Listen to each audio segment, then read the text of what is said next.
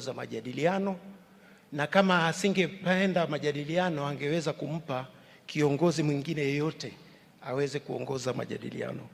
Kwa hiyo sisi ambao tumeambiwa kwamba kazi yetu iwe ni kudadisi, tuendelee kudadisi maisha yake, tujifunze, na kuna mengi sana ambayo tunaweza kujifunza, kwa sababu yeye alikuwa tayari ana shahada wakati tunapata uhuru, ameona siasa ya ujamaa na kujitegemea, ameona maboresho, mabadiliko ya kiuchumi, na ameona hali ya sasa ambayo anazungumzia teknolojia. Chuo Kikuu cha Mwanga kitumie teknolojia.